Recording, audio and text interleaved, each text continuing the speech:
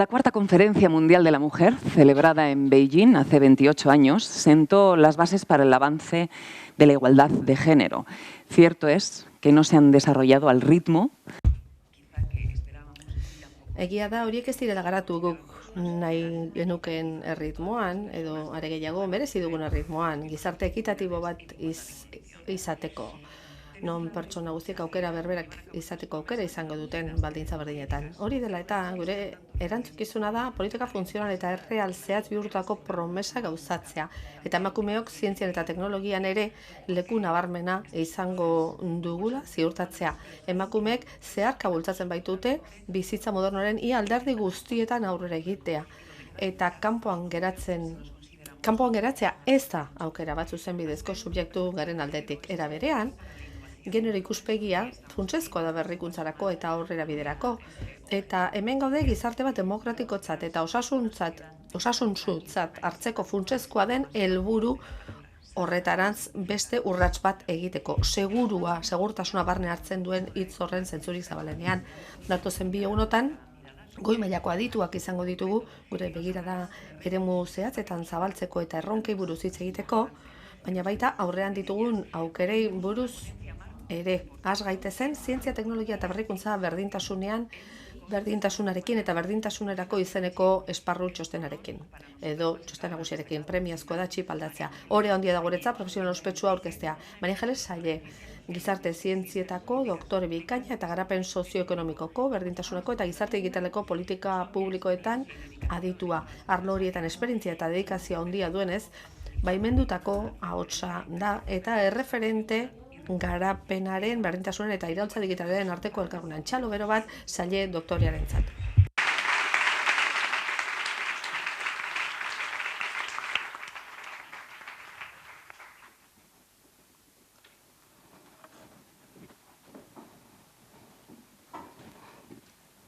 Egunon, buenos días. Egunon. Ea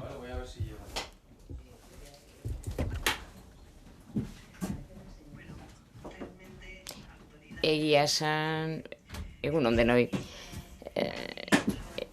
lehendakari, agintariak, ekintzaileak, esan, lehenik eta behin, niretzat, ohore handia dela nire esperientzia zuekin partekatzea arlo honetan.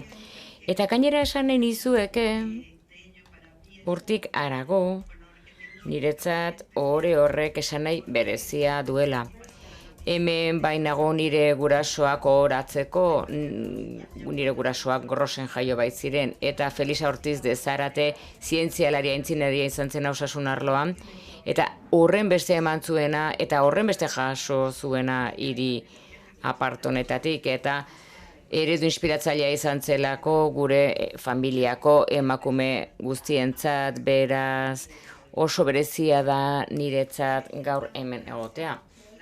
Hautatu dut esaldi luze bat, Maria Anjeles Duranena, funtsezkoa iruditzen zait, kontutan hartuta ze begirada izan behar dugun. Zerbait horren serioa lantzeko paradigma aldaketa bat.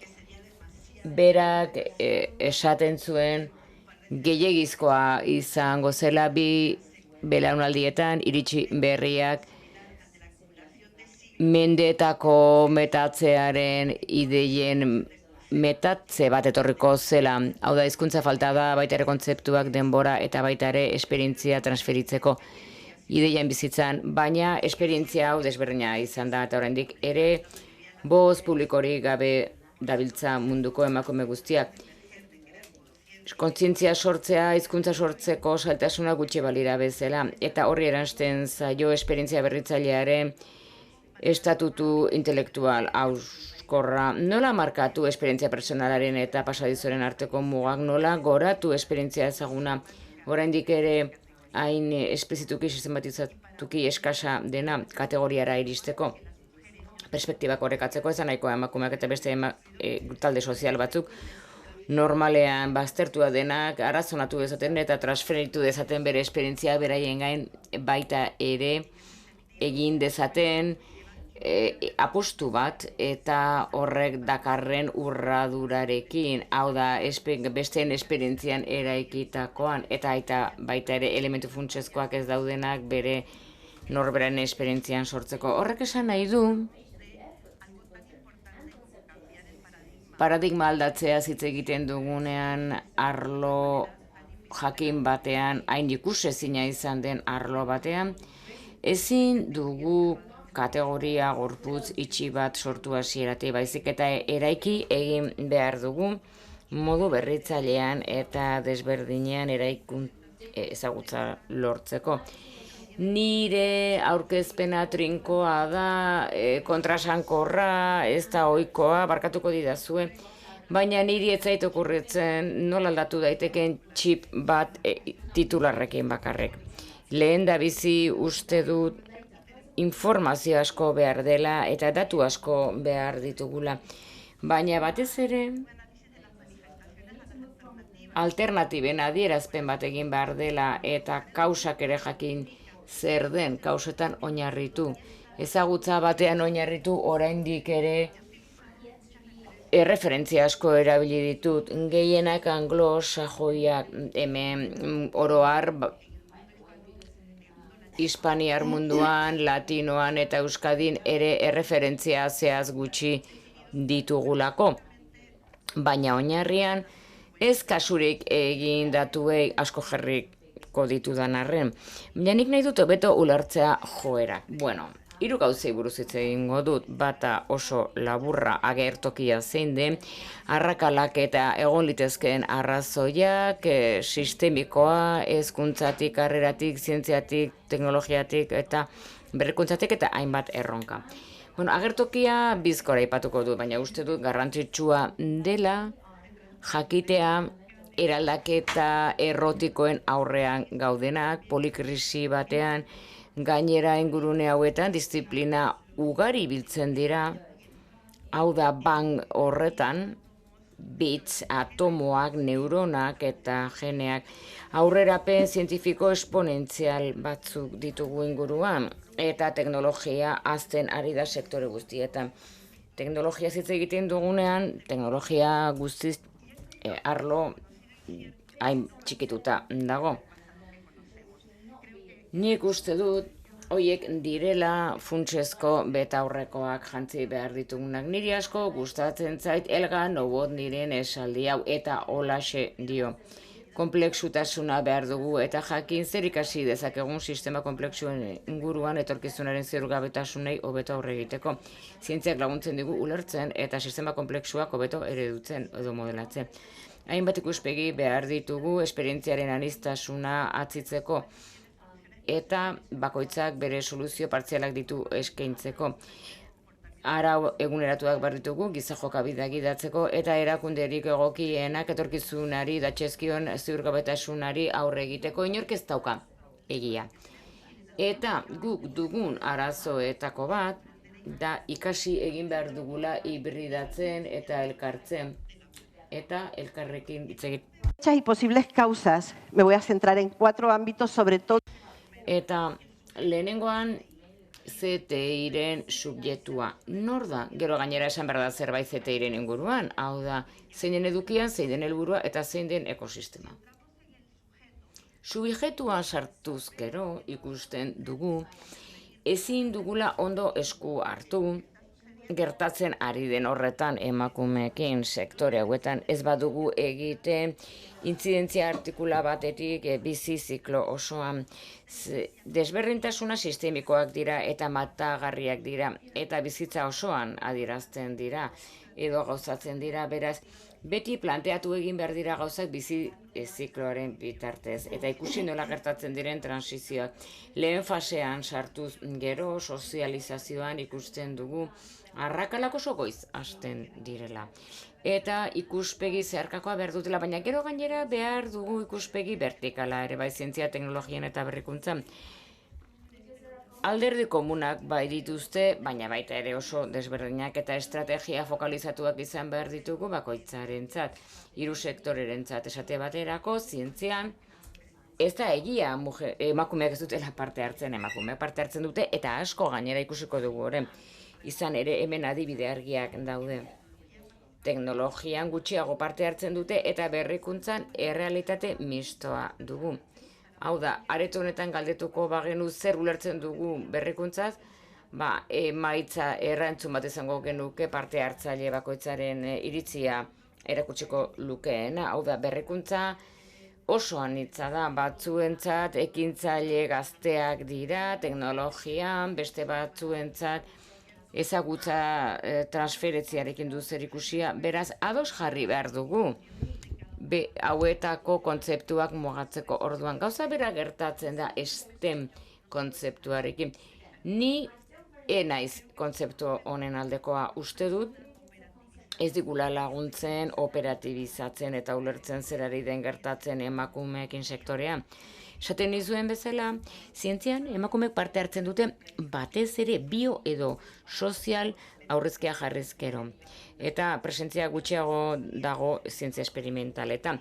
Teknologietan batez ere disruptiboetan hor defizitit oso larria dago emakumeen presentziari dagokionez. Eta matematikaren kasuan emakumeek oso mugatuke parte hartzen dute eta beren presentzia murriztu dute, baina ez helburu sozialak baldin baditu. Argi dago matematikekin eta ikusiko dugu ez dela gaitasun kontua. Emakumeek duela urte batzuk matematiken ikasleen erdiak ziren, Espainian, eta orain 130 dira. Zergatik? Zentzua izan, irakaskuntzarekin lotutako zentzua galdu bai zuen, eta bihurtu bai zen matematika gauzekin askoz ere lotutako zientzia. Has gaitezen sozializaziotik eta hezkuntzatik datu batzuk. 5 urtetan gehienek beren etorkizuna jartzen dute rol tradizionaletan, neska maisuak eta mutila polizia ofizialak. 6 urtetan neskek uste dute bere generoko kideak oso bizkorrak direla. 11 eta emaitza oso desberdinak daude emakumeen eta mutilen artean. Geometria edo dibujoa marrazkia izan. Gaitasun handiko neskak, gainera arrakala handienak zituzten 15 urteetan, neskak hirukoiztu egiten dute mutila bere proiekzioak osasunean, baina mutilek nahiago dute bere burua ikusi etorkizun ingeniaritza gisa edo IKT profesional gisa. Neskak zientzia gaixotasunak prebenitzeko eta mutilak energia eta mugimendua. Horrek isla du parte hartze diferentzial batean, emakume eta gizonen artean urrengo etapetan. Gero ikusiko dugu, hau oso azkar pasatuko dut, baina ikustea nahi dut grafikoak. Hau da, badago alde puntuazio batez besteko matematikan lehen hezkuntzako 4. urtean, hau da azken TIMSA, urrengoa 2034an arterako da, hau da gaitasun kognitiboak aztertzen dituenak lehen hezkuntzako 4. urtean, eta ikusten dugu aldea dagoela. Neskak jeisten ari gara, OCDeko batez besteko, baina ikusten duzu zientziatan jaitxiala ez dagoela batez besteko puntuazioan alderik 4. urtean. Eta hori bat dator ikusten badugu ikasleek matematiken alde duten zaletasunaren 100an desberdintasuna dago mutil eta nesken artean, baina ez zientziarekiko gustuan. Neskei gehiago gustatzen zaie mutilei baino gehiago adin horretan. Eta noski, hori bat dator matematikako ikaskuntza segurtasunagatik eta zientzian duten segurtasunagatik dena konsistentea da. Gero ere ikusiko dugu mutil gehiago daudela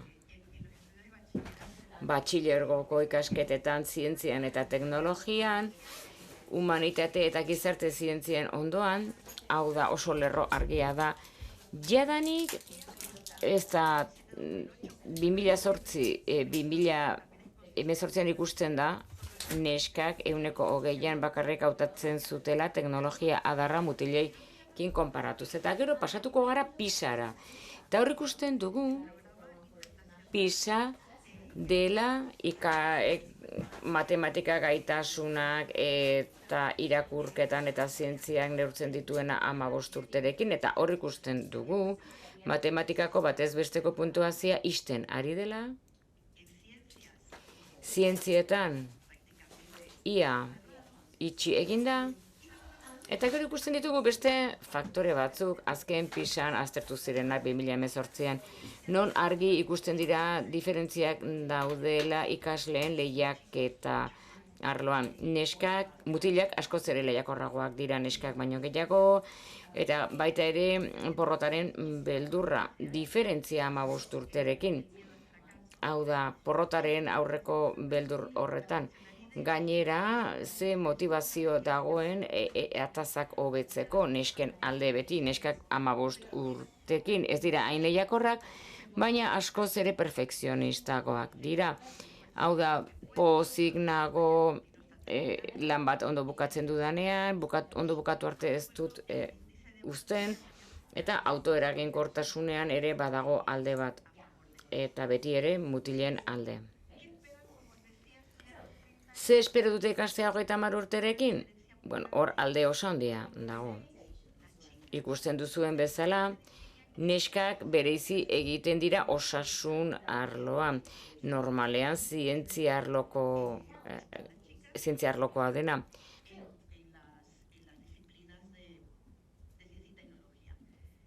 Eta orain pasa gaitezen ikustera ze ikastea hautatzen duten.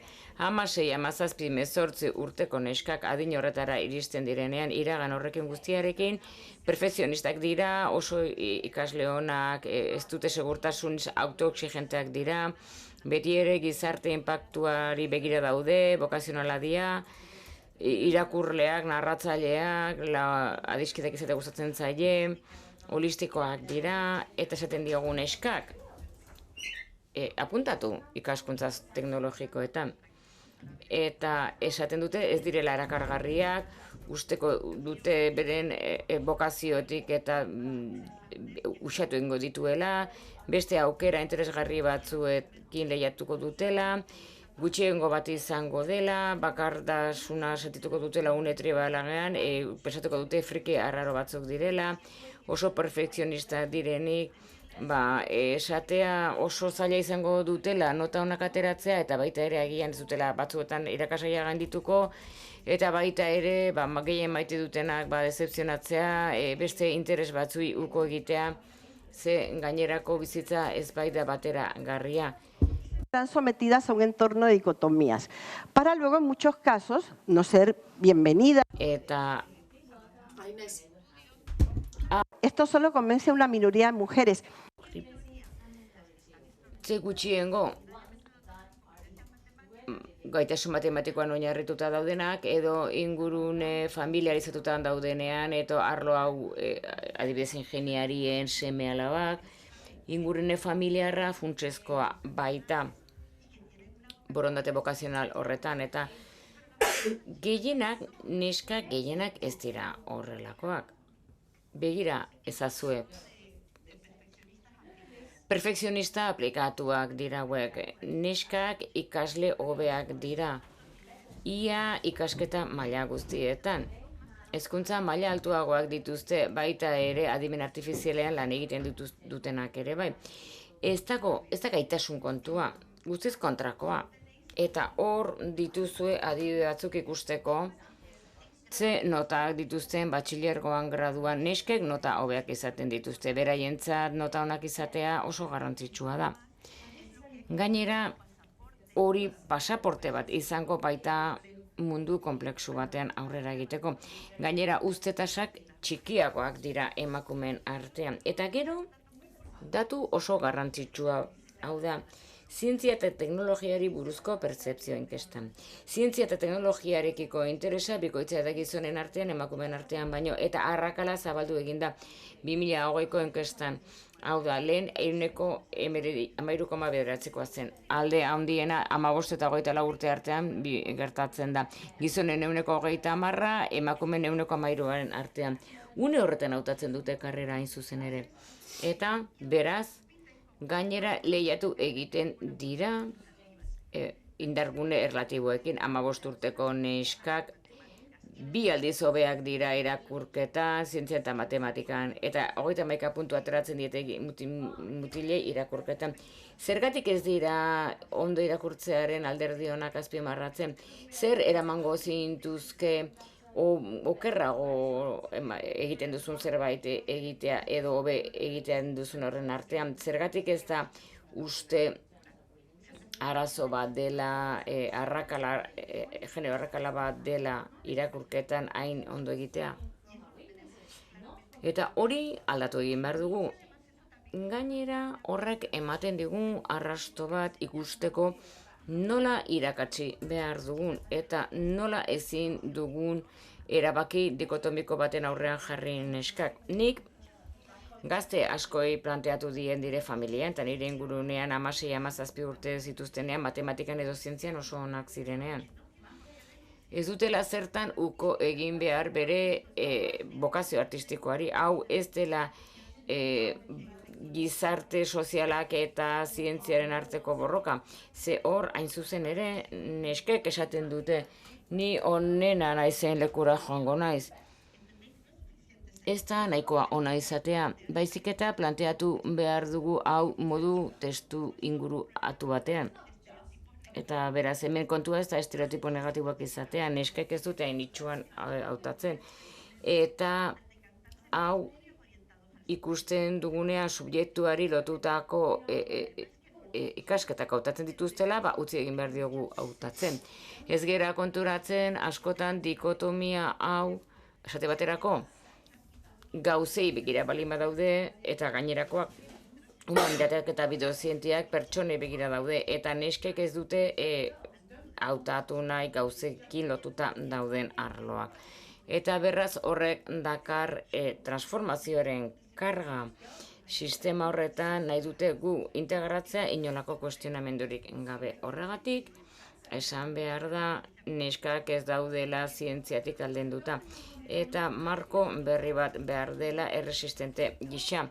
Eta ez dakitelako hautatzen, baizik eta ez atzeratuta gelditzen direlako, baizik eta lidergo eredu emergenteak dituztenak, hibriduan eta konpromisu sozialean, empatian.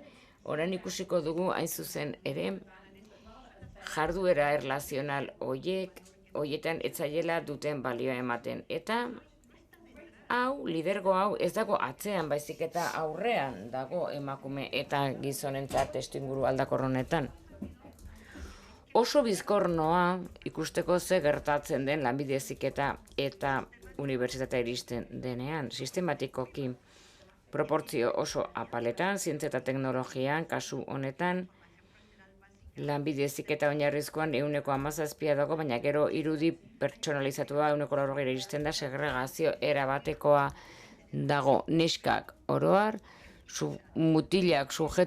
neskak sujetua eta mutilak objektua. Hemen dugu gradu ertaina, 7,8 informatika, 2021 urtean, adibidez zerbitzu soziokulturalekin konparatuta, eta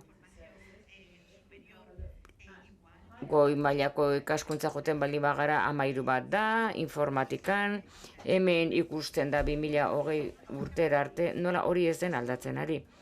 Ez da aldatzen ari, are gehiago. Edo mantentzen da bertan, edo murriztu egiten da nesken proportzioa ingurune horietan. Ikusten duzuen bezala horrela da. Eta gero dator unibertsitateko sarbidea. Esan beharra dago neskek nota hobeak ateratzen dituztela, baita ingeniaritza eta arkitekturan hartzen dituztenak notak hobeak dituzte. Eta horrek ere desmontatu egiten du ideia hori, hau da, gaitasun desberdintasun horretan. Eta graduetan, eskura ditugun azken datuetan, badira datu berriago batzuk, baina ez daude oso prozesatuta. Baina ikusten dugu 77,8 hezkuntza, 71,71 arte eta humanitatean, neska gehiago sartu behar ditugu artean ez baleude bezala. indartu egin behar ditugu artean daudenak ahaldenduagoak egon daitezen bere lanbideetan, baina hor ez dugu presentzia arrakalarik. Informatikan 14,1. Masterretan gehiago dago, ze karrera guztia aguantatu dutenak masterretan matrikulatzen dira, baina hor ere hor dugu 94% osasunean eta zerbitzu sozialetan. Eta gero ere doktoragoetan, informatikan 23, zerbitzu sozialetan 62. Eta bar, eta hemen zer ikusten dugu? Hemen ikusten dugu aurrezkia sartzen danean biderkatu egiten da biomedikuntza 77, biokimika 78 eta bioteknologia 82. Hau da, gu gehiengoa gara karrera horietan, baita ere teknologietan, aurrezkia jartzen baldin bazaie karrerei, eta defizita ez dago hemen. Eta hemen datu interesgarri batzuk, azken urtei begira. Informatikan 2017-2018 urte arte murriztu egin da informatikako ikasleen kopurua.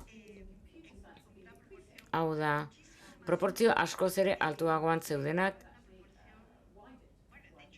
izan ere, arrakala bat dago, 67,4 zeuden mutilei dagokienez eta 37ko arrakala zegoen 2002an. Matematikan berriz, 85-86an 50,78 ziren. Horregatik, esaten denean emakumeak txip ondatu bat dugula matematiketako hori gezurra da, gauza, ez doaz hortik. Obertu egin beharko dira matematiken didaktikak eta bestelako alderdiak, baina horrek ez du esan nahi neskak gaixo batzuk gehala eta ez digula burua matematikan jarduteko. Medikuntzan, jaitsi egin da matrikulazioen zifra osoa, baina gizonen artean bakarrik. Emakumeen artean handituz joan da.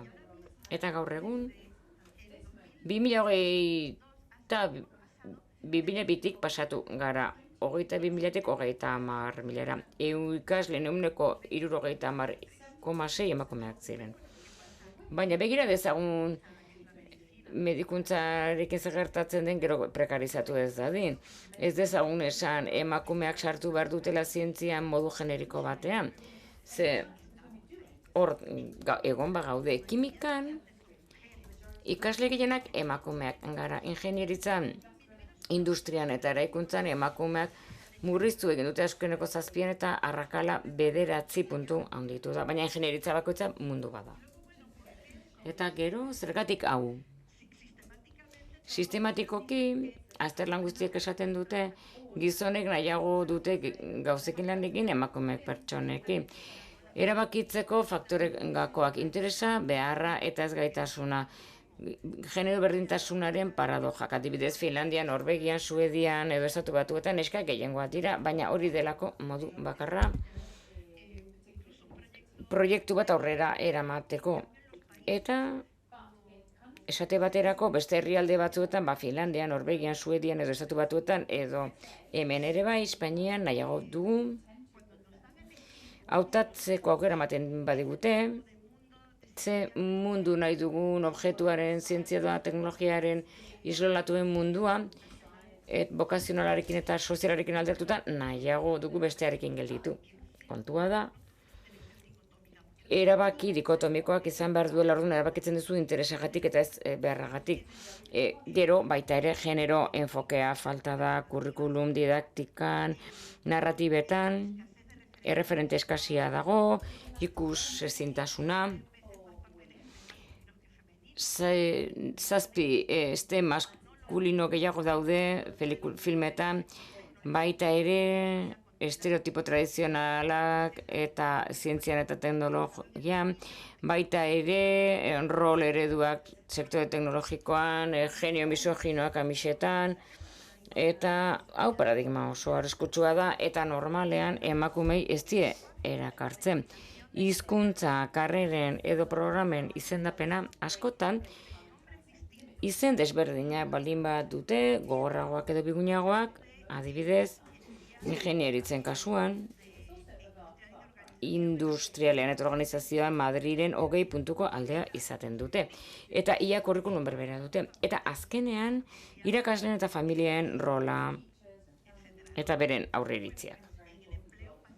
Enpleguan gauza bera gertatzen da, Datu hauek azken epakoak dira, eta hemen ikusten dugu 136 jardura sanitarioetan eta informatikan adibidez 128. Ikerketa arlora pasatzen baldin bagara, gauza bera gertatzen da. Emakumeak, ikertzaile emakumeak, ia 140 dira Espainian. Parekotasuna dago administrazio publikoan eta erakunde pribatuetan irabazi asmorik gabe, baina gutxitu egin da 35 urtetik berakoen presentzia. Euskadik besteak beste oso gauza askotan hobe dago, baina hemen du ikertzaileen 1% gehien gehiben, ikertzaile emakumeen 1/3 zientzia sozialetan eta zientzia medikoetan biltzen dira, eta handitu egin da proportzioa azken 5 urteetan. Beraz, egon bagaude eta aldi berean, ingenieritzan eta teknologiari arloko ikertzaileen proportzioa eta kopurua jaitsi egin da. 6,5 puntu gutxiago eta gizonak handitu egin dute 2,8 puntu. Berakada honek hau ere ikusten dugu zientzia zehatz eta naturaletan. Guraize efektua. Hemen gehiago sartzen dira eta gehiago erortzen. Eta emakumeak prekaritatea eta desegonkortasuna eta pozik ez daudela esaten dute gizonekin konparatuz eta pesimismoa handiagoa beren garapen profesionalari begira. Hau da guraize grafiko tipikoa. Emakume gehiago daude eta gero erori egiten dira.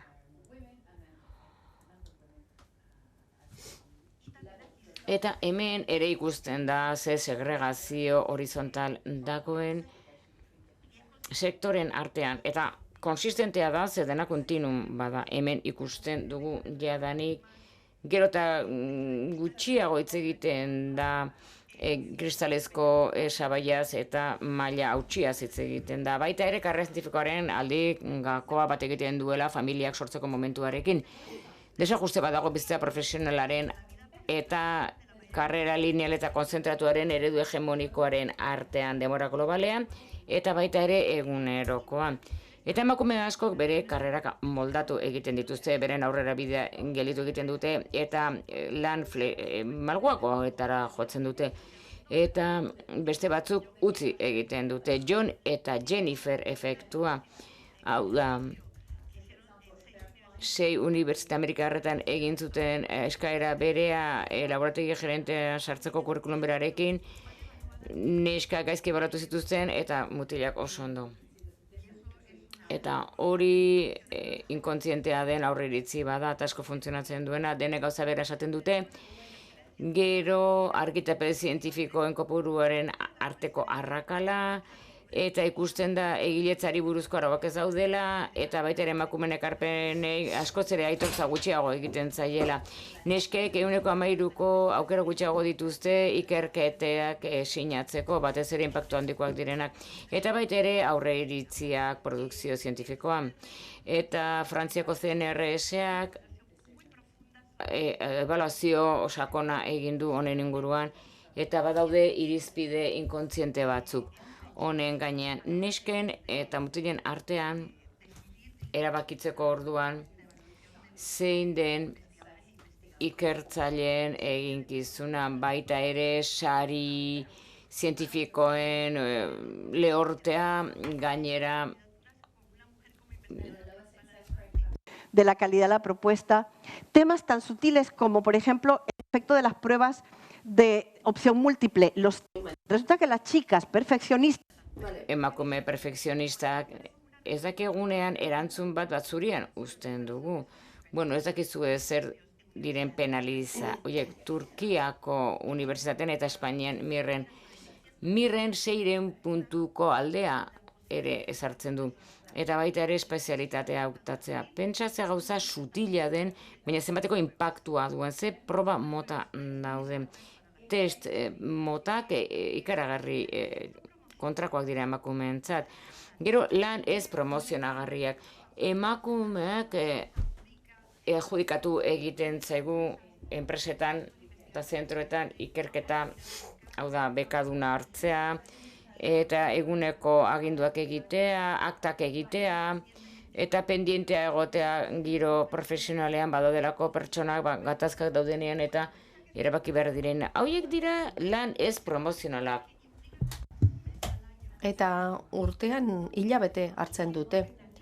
Eta gainera penalizatu, zigortu egiten dute emakume gora egitea beraien lanean, zeuek ez dira konputatzen.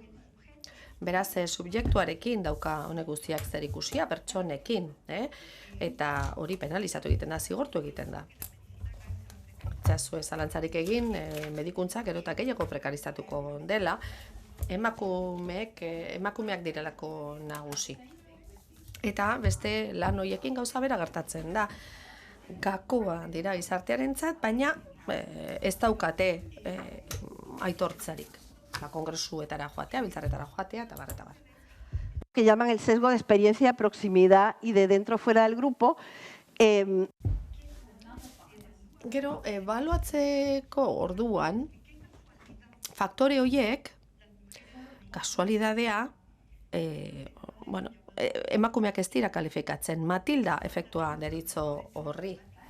Gabe mespretxatzea zientzialari emakumeak. Baina gero hori nola barrenatzen dugun ere kontuan hartu behar da, impostorearen sindrome famatua, ez da? Nork nozitzen duen hori, altxa eskua bai, ni naiz lehena. Genero arrakala autopromozioan gizone beraien soldateak emakume kalako 4 aldiz eskatzen dituzte.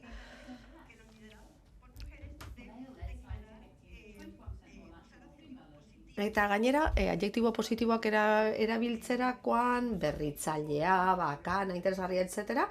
Hori askoz gehiago gertatzen da gizonak lider diren, gizonak buru diren taldeetan.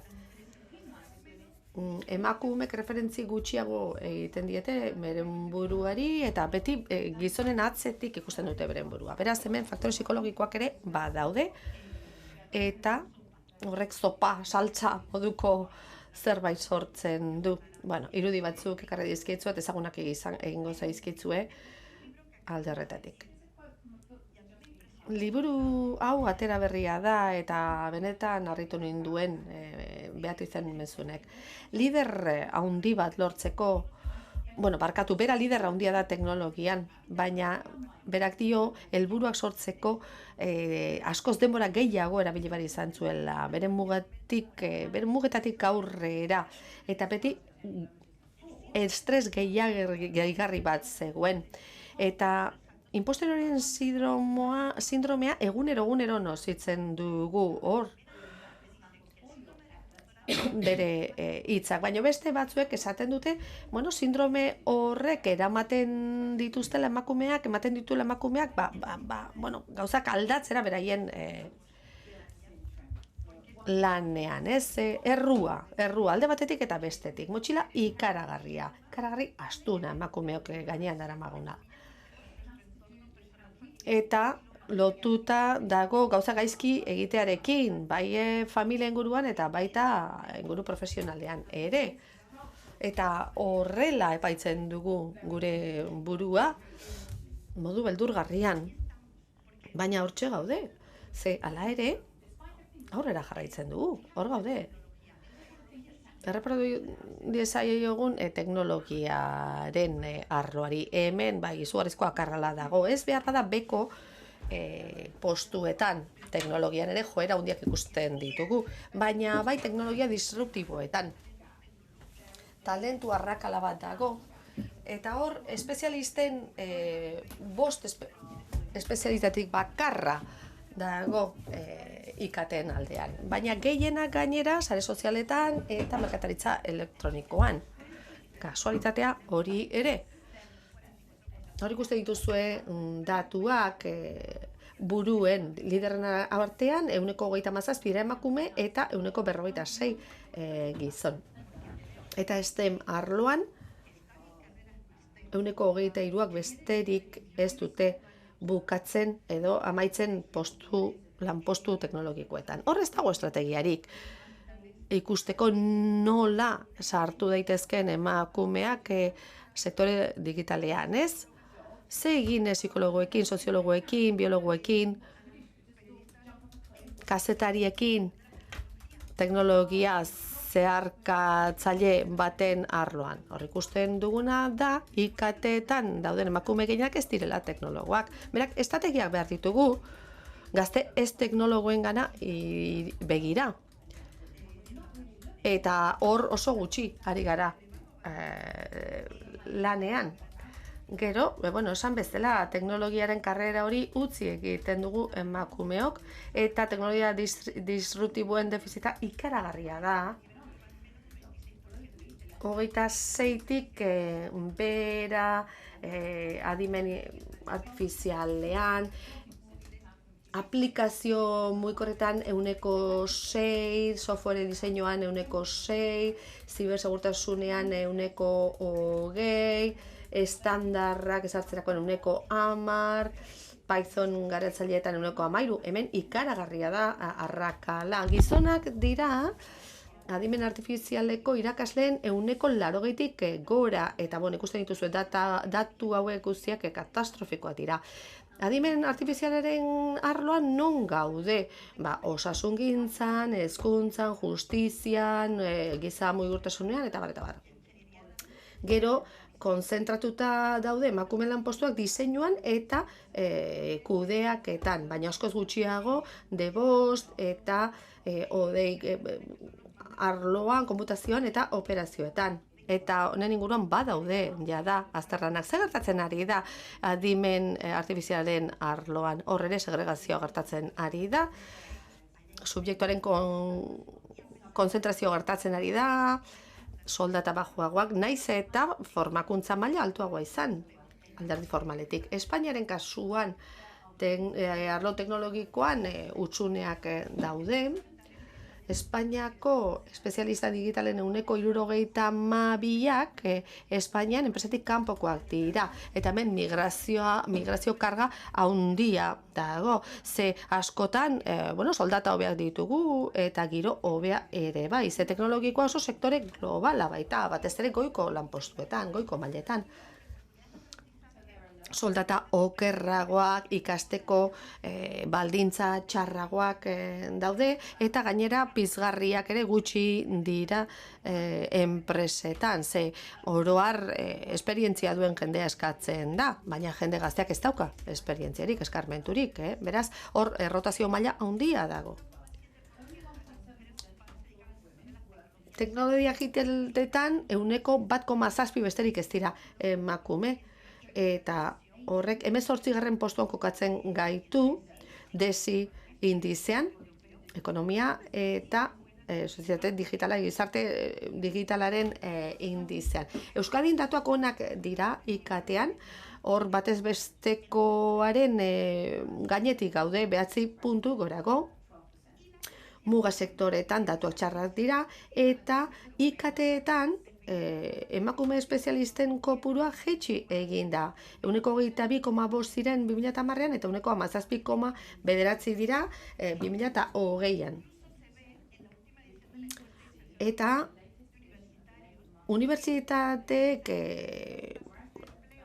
lan esparruan txertatzearen inguruan egiten duten inkestari dagokionez azkena 2020koa da, eta hor ikusten dugu emakumeen 89,5 lotzen dutela lana IKT-etan. Emakumeak berriz 88,4 dira. Zergatik uzten da lana ez bakarrik amatasunagatik, baita blogrammer horregatik, brother plus programmer. Emakumeen kasuan 78,koa da proportzioa. Gero teknologia helburu duen kontzeptu hori, horrek kalte egiten dio emakumeari, eta ez teknologia bitarteko moduan ikustea.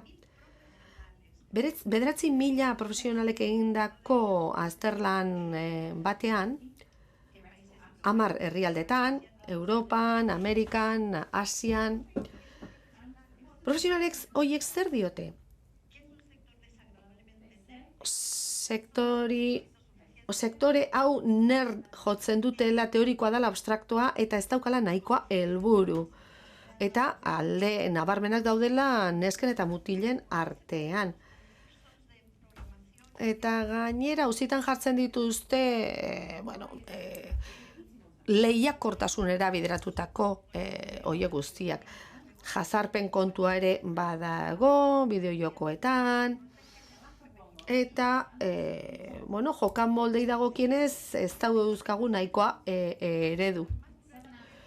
Teknologoi dagokienez, emakumei dagokienez, 10-tik 7 uste dute oraindik gogorrago lan egin behar dutela, ez demostratu egin behar dutela, balio dutela. Zergatik uste dituzte enpresak, naiz eta sektore berean mantendu, aukera egokiak ez dituztelako jasotzen enplegatzaileen aldetik. Eta horrek aldea markatzen du, lanpostu batean geratu edo ez erabakitzerakoan. Bestalde eta oso garrantzitsua da, gaitasunak, adimen artifizialia dagokionez, gizonek adierazten dituzte gehiagotan, baina jakina horre perfila ez dago argi, oraindik, ez? Okupazio edo lanpostu bakoitzaren praktiken araberakoa izaten da gero edukia. Eta orduan, emakumeak ebaluatzen dira, oraindik perfilak erabat zehaztuta ez dauden kasuetan ere. Hala dio Judith Watmanek, Australiako espezialistak, mundu hau nork eta norentzat diseinatua da. Hori da garrantzia zuedena, ez? Makinaria industrialarekin lotura daukan gizarte hori eta ez egunerokoan gertatzen diren bestelako gauzekin. Berrikuntzari dagokionez, antzeko zerbait gertatzen da, patenteak eskatzen dituztenak, asmakizunak egiten dituztenak, eta bar, gehien bat bizitzaren zientzietan eta erakunde publikoetan lan egiten dute. Espainian, inventoren 37,6 dira emakume, eta gehien bat patentei dagokionez, informazio eta komunikazioa, ekintza profesionalak, horiek dira arlo nagusia bioteknologian, 57,5 dira emakume, baina pyme berritzaileetan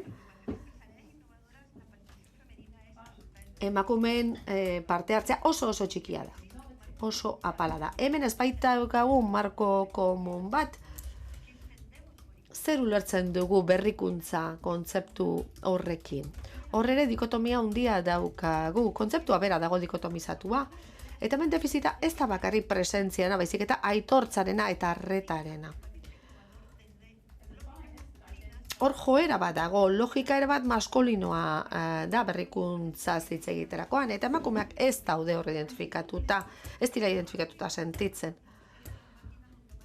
Makina automatikoa, disrupzioaren arlotik erreparatuta berrikuntzari. Hor ez dira sartzen. Emakumeak berrikuntza egiten duten naiz eta jakinez, eta hori ere, kontzeptu hori ere, berreraiki behar da. Ze orain daukaguna, joeraz betea dago. Eta horregatik hor ez ditugu radarrera ekartzen, berrikuntza asko egiten ari diren emakume ugari. Startupetara pasatuko naiz, azkar. 14% proportzioa dauzkagu hemen, startupen sortzailei dagokienez emakumeen artean.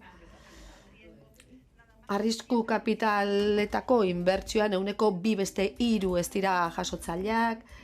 Business anglesetik, angelsetik 7,2 dauzkagu. Eta elevator pitchi dagokienez gizonek 60 aukera gehiago daukate emakumek baina. Eta arrakasta tasei dagokionez, askoz azkarrago jasoko dituzte edo lortuko dituzte etekinak gizonek. Ekintzailetzaren mapa Espainian atera da, eta emakumeak askoz gutxiago dira, gehien bat nun egiten dute lan, osasungintzan, hezkuntzan, green businessein, eta bar. Maila altuagoa hezkuntzari dagokionez emakumeen artean berriz ere, baina hala ere datuak ez dira aldatzen. Parte hartze horrek ez du gora egiten. Hemen, ohikoak diren kultura eta praktikoak, inbertsiori dagokionez startupetan, oso maskulizatutan daude. Gainera, oztopoak sortzen dira finantziazioa dagokionez. Emakumeak ez dituztelako aitortzen, ez dute aitortza jasotzen. Eta hor badago adibide paradigmatiko bat dago, adibide bat, alegiazko bazkide bat edo kide bat asmatu behar izan zuten, inbertsio funtsetara heldu ahal izateko txiste bat dirudi, baina egia da. Gero baliabide publikoak eta pribatuak analizatzerako orduan ere joerak. Eta hor Heidi eta Howard Boysenen kasua daukagu, modu ezberdinean baloratu zituzten, batzuk erasokorrak eta besteak kompetente gisa naiz eta proiektu berbera aurkeztu. Eta gero ekosisteman arazoa daudela gauza jakina da. Ze ekosistemak berak balio batzu ditu. Eta lotuta daude ekintzaile ulertzeko moduarekin. Nik hemen daukate ekintzaile eredu ideala. Atzetik ez duzu ikusiko, baina zer dio honek? Paradigma honetan alde batean daukagu ekonomikoa versus soziala, negozioa versus helburua, norbanakoaren ikuspegia versus kolektiboa bakarrik edo norbaitekin dirua, afektua, ikusgarritasuna, ikusezintasuna, proiektu personala versus kolektiboa, ziurtasuna, zalantzen kontra. Hori da kode bat, erabat dikotomikoa dena, eta horrek eragiten du ekintzaile arruntak ez kalifikatzea. Ze aldatu behar da beraz? Ekintzaile idealaren kodigoa aldatu beharko da, eta ulertu beharko da ekintzaile izateko modu ezberdinak daudela. Eta benetako horretatik abiatuta modizatu beharko da. Ikusi beharko dugu emakumeak zertan ari diren. Ze berrikuntzan ekintzaile asko dago, emakume ekintzaile asko baino ez dira ikusten. Eta amaitzeko lidergoa eta gobernantza. Adimen artifizialaren kasuan adibidez, gobernantzak aldatu egin beharko du, onena aprobetxatuko duena eta txarrena aurre ikusteko gai izango dena. Eta hemen, eztabaida bat dago, batzuek nahiago dute denboran aurrera egin, gardentasuna, datuen jabetza, polarizazioa eta ziberindarkeria, oztopo edo arrakala digital berriak, botereen konzentrazioa erraldoi teknologikoen eskutan, eta bar. Europar Batasuna aitzindaria politika sustatzerakoan, guztion ongizatearen helburu horrekin, baina oraindik botere gutxi dauka nazioartean. Edozein kasutan, emakumeak ez gaude etorkizuna zerabakitzen den gune horietan. 5% ari gara, lidergoko lanpostuetaz ari garenean eta maila globalenean. Maila altuko exekutiboak ezagutzen ditugu, baina lehenbizikoa 16. Postuan agertzen da.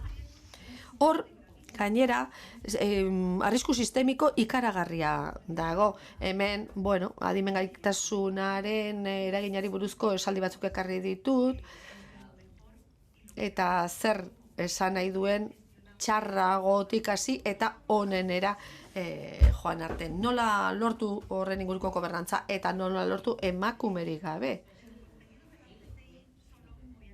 Zeteiren edukia zer esango dut, gaia oso garrantzitsua dela, hori besterik ez, eta hor okerrago goazela. Baina ikerkuntza eta teknologia gizon zuriaren patroitik sortzen da, 25-30 urte ingurukoa, eta gero joera horiek ikusten dira entsegun medikuetan, beragin oso garrantzitsuak baitituzte horiek. Adibidez, botikak egiterakoan, edo albokalteetan, eta hor diagnostikoak askoz okerrago egiten dira emakumeengan, eta horrek heriotza arriskuak hartzen du, adibidez gai baskularretan, edo joerak ikusten dugu baita ere plataforma eta aplikazio digitaletan, hor diskriminazioa dago, emakumeen aurka, batez ere emakume beltzen kontra, diskriminazio algoritmikoa, horretaz biltzar oso bat egin genezake,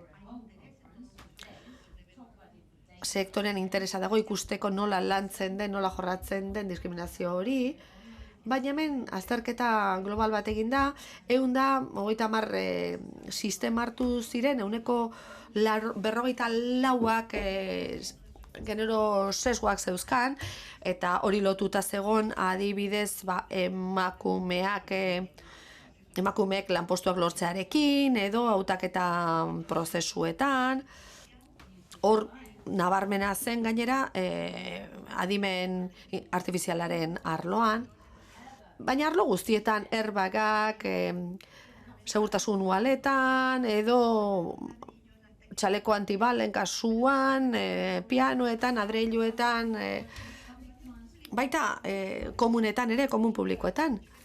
Inglaterran azala bat egin dute paritatearen inguruan, berdintasuen inguruan, tik baterakoa izan da emaitza kasu horretan.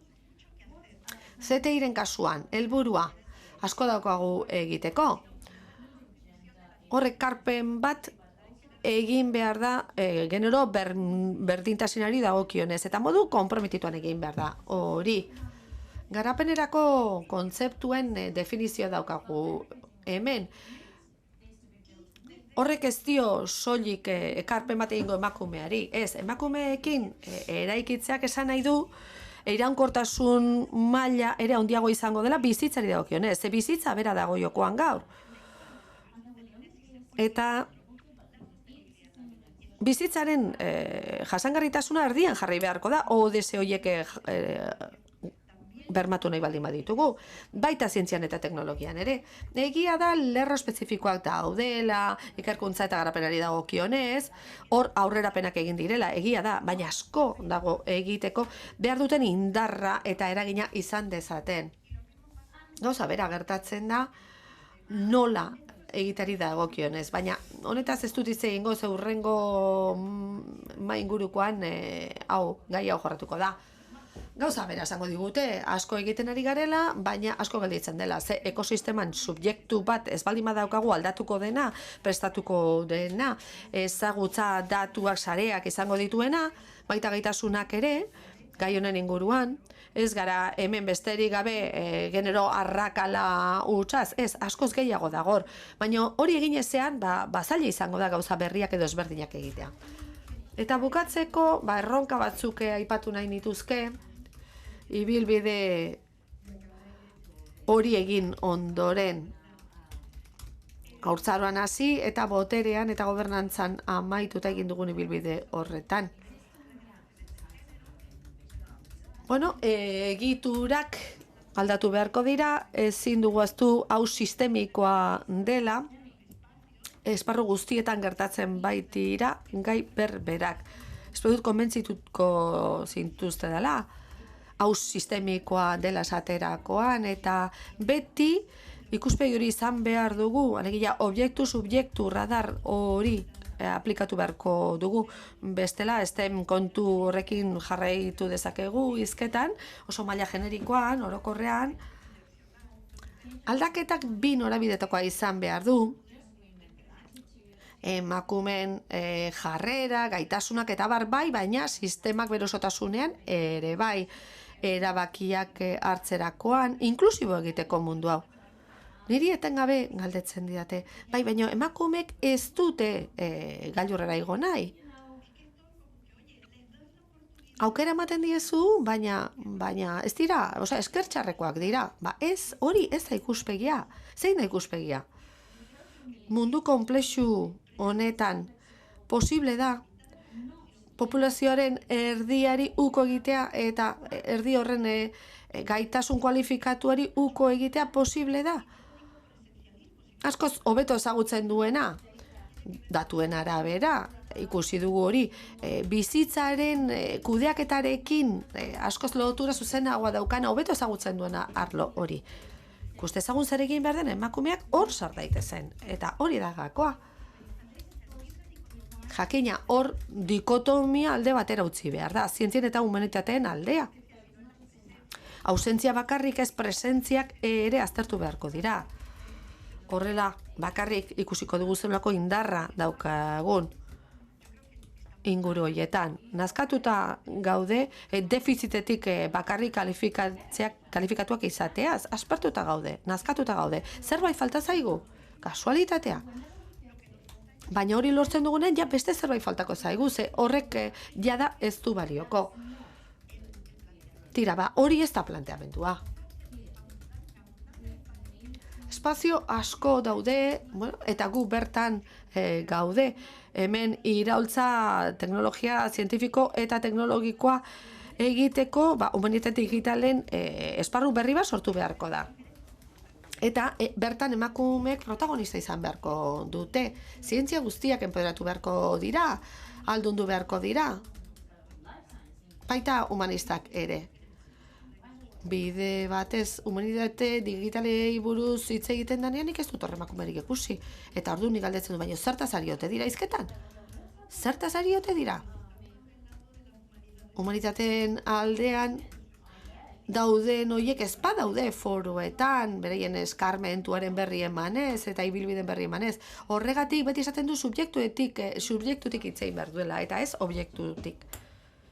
Bestela ez goaz inora. Sozializazioa, hezkuntza asko dago egiteko. Eta hemen azpimarratu nahi dut gaitasuna bai, baina baita orientabideak ere. Hor erabat aldatu behar ditugu gauzak. Lan gutxi egiten ari gara hor, eta hor gako nagusiak egongo dira, etorkizuna begira. Eta ez du balio esatea, neskak zatozte ona eta utzi beste guztia. Ez, erabateko aldaketa bat behar dugu. Hor, hizkuntza bera aldatu beharko da, prestakuntza askoz sakonekoagoa izatea ezinbestekoa izango da, bakudeak eta arloan, edo edabideetan. Eta ezingo dugu erakarri eraldatzen ez baldin baitugu. Bokazioak erakarri nahi ditugu, hortan ari gara lanean, baina beste guztia albo batera uzten ari gara. Unibertsitatean, IKT-etan plaza gehiago beharko dira, ingenieritzan eta informatikan ere bai, hor, esperientzia oso interesgarriak egin dira eta bide horretatik lan egin beharko dugu eta bukatzera noa. Teknologia eremu akademikoetara eraman beharko da, baina beraien narratibetatik. Ni uste dute hori premiazkoa dela, hor daude gazteak hor. Eta hor oso lan gutxi egiten ari gara. Esperientzia batzuk egon badaude, bai. Baina horiek artikulatu egin behar dira, ikusgarri egin behar dira, eta balioztatu egin behar dira. Baliotsi egin behar dira. Bueno, pizgarriak ere beharko dira, ekonomikoak, zenbait ikasketetan. Eta kurrikulumari dagokionez modu praktikoan orientabideak eman beharko dira, zertarako eta iraultzarako. Ze esango nuko unibertsitateetan gaitasunei begira ikusi beharko dugu nola jokatu beharko duten gure mundu honetan, hori ezagutu behar dute. Sexo genero sistema horretan ezin gara geratu, kolore hori ematea, ez. Erabateko iraultza gertatu beharko du, modu asko zehatzago batean funtzionatzeko. Enpleguan hainbeste dago egiteko, digitalizazioan, besteak beste, ikerkuntzan. Hor ere, ezagutza askoz gehiago behar dugu, kualitatiboa izango dena, zergatietara, kausetara joango dena, teknologian, berdin,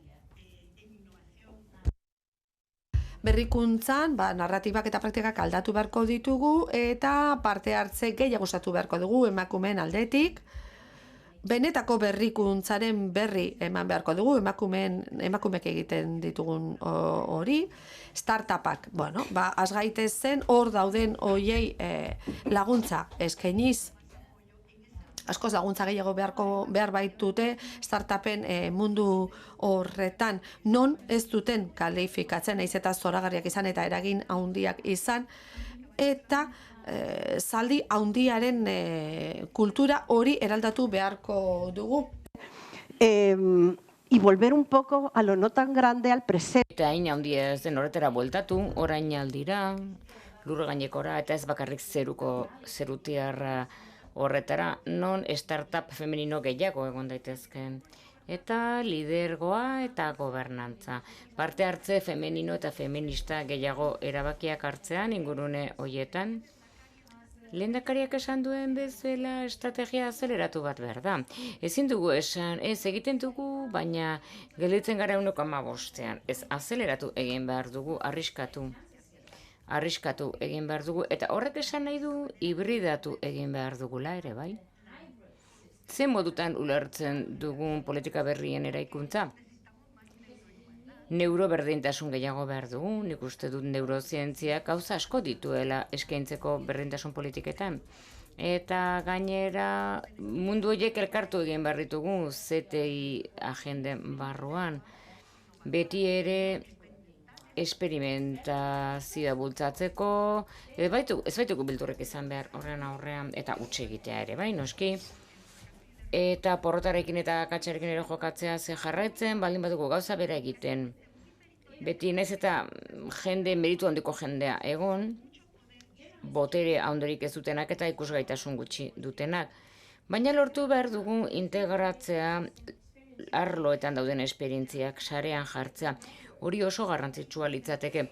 Eta noski, munduaren etorkizunak ezin da gizon teknologo aberatse batzuen esku utzi.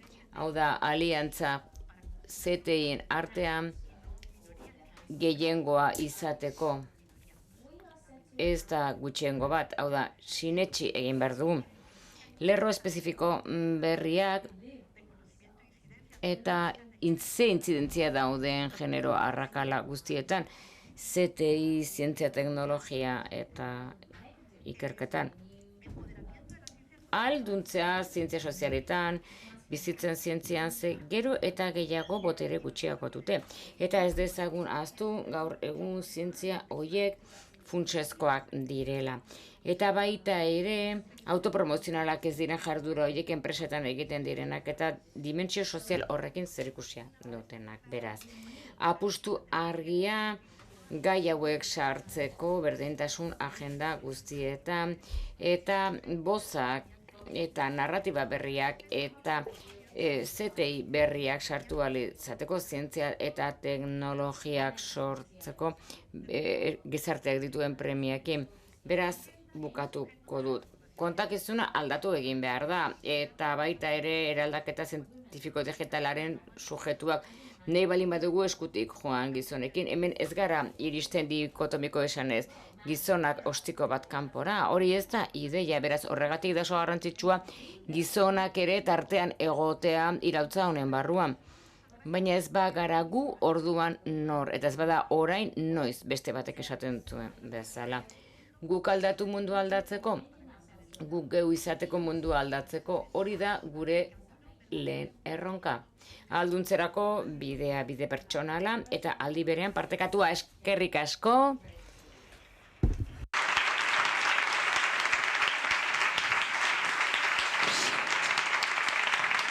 Muchas gracias, doctor.